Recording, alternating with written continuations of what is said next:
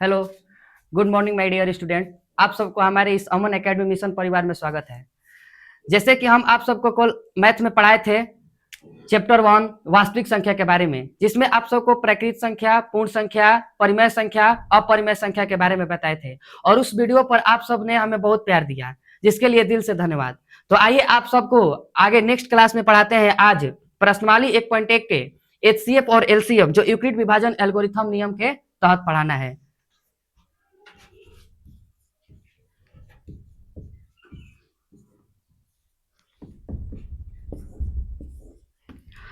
हम लोग जानते हैं कि एचसीएफ दो तरह से बनाया जाता है, एक भाग विधि द्वारा और एक अभाज्य गुणनखंड द्वारा। तो देखिए भाग विधि द्वारा, जैसे मान लीजिए क्वेश्चन है 12 और 148, तो इसको दो तरह से बनाएंगे, एक भाग विधि द्वारा बनाएंगे और एक ठो अभाज्य गुणनखंड द्वारा बनाएंगे। देखिए भाग विधि द्वारा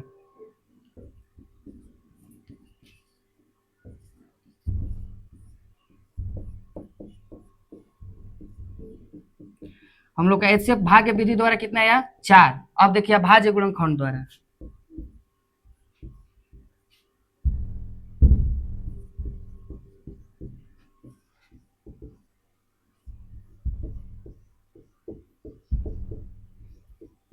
टोटल मिला है 12 का मान कितना 2 2 3 गुणे 1।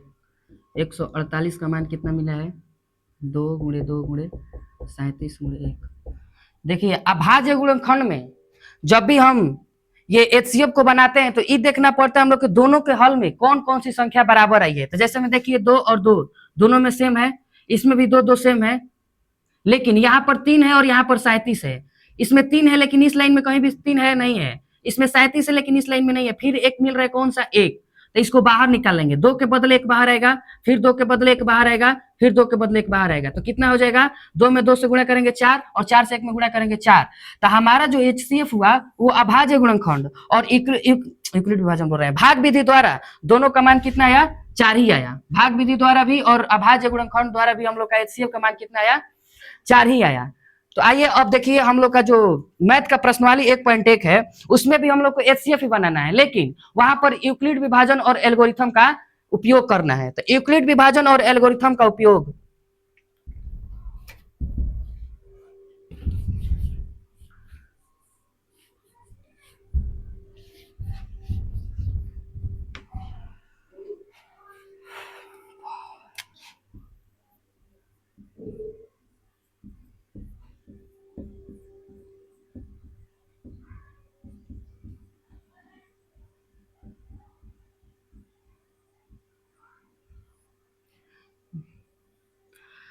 यूक्लिड विभाजन एल्गोरिथम का सूत्र ए बराबर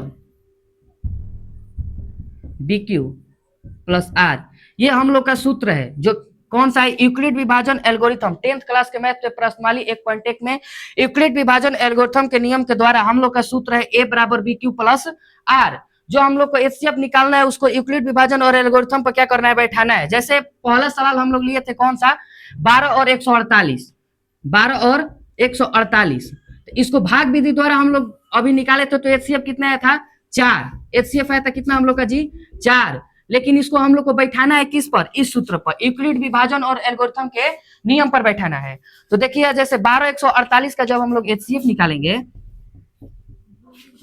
भाग विधि द्वारा तो एक बार में ले जाएंगे, फिर 4 में से 2 जाएगा, 2 ऊपर से उतरेगा 8, फिर 2 बार में 12 दूनी के 24, 8 में से 4, इसके बाद फिर यहाँ से 12 लेकर आएंगे, कितने बार में 3 बार में जाएगा, यानी कि हम लोग का एचसीएफ के मान फिर 12 आया ना। तो इसको यूक्लिड विभाजन एल्गोरिथम के नियम पर बैठाना है। जैसे हम लोग का सूत्र है ए बराबर बी क्यू प्लस आर, तो ए बराबर बी क्यू प्लस आर में देखिए जैसे में ए का मान हम लोग का हो गया 148 बराबर बी का मान हो गया 12 प्लस क्यू का मान कितना हो गया, प्लस नहीं गुणा क्यू का मान हो गया 12 और आर का मान कितना आया है 4। तो हम लोग का देखिए ये यूक्लिड विभाजन एल्गोरिथम के नियम के द्वारा हम लोग को इसको जब तक हल करना है जब तक से हम लोग का आर का मान कितना ना आ जाए 0 ना आ जाए, जब तक से हम लोग का आर का मान 0 ना आ जाए। तो देखिए यूक्लिड विभाजन और एल्गोरिथम के नियम पर जब हम लोग बैठाए 148 बराबर 12 गुणे 12 प्लस 4, ये हम लोग का ए बराबर बी क्यू प्लस आर के सूत्र पर बैठा है। तो यहाँ पर हम लोग का आर का मान 0 नहीं मिला, तो इसलिए इसको क्या लिखेंगे आर इक्वल टू नॉट 0। उसी तरह जैसे मान लीजिए फिर एक बार किए तो ए का मान यहाँ पर दिया है 12 और बी का मान है 4 और क्यू का मान 3, प्लस आर का मान 0, तो हम लोग को आर का मान 0 मिल गया। किस चीज का मिल गया? आर का मान 0 मिल गया, इसलिए इसका भी क्या हो जाएगा? आर इक्वल टू 0, यानी कि हम लोग का आर का मान कितना मिल गया जी? 0 मिल गया। तो हम लोग का आर का मान जब 0 मिल जाएगा तब हम लोग का यूक्लिड विभाजन एल्गोरिथम का नियम पर हम लोग का एचसीएफ बन जाएगा। उसी तरह हम लोग का किताब में जो प्रश्नमाली क्वांटिक का पहला चैप्टर दिया है उसमें पहले के जो 3 को सवाल दिया है, तीनों सवाल हम लोग को इस एचसीएफ भाग विधि द्वारा निकालकर बाद में यूक्लिड विभाजन एल्गोरिथम के नियम पर क्या करना है? उसको बैठाना है।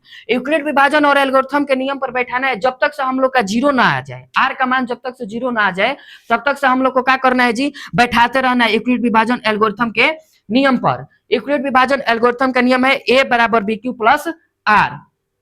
तो आप सबको यूक्लिड विभाजन और एल्गोरिथम का नियम समझ में आ चुका होगा। तो आज के लिए इतना ही, यूक्लिड विभाजन एल्गोरिथम का नियम ही बस जाने। इसके बाद हम लोग मिलते हैं फिर नेक्स्ट क्लास में।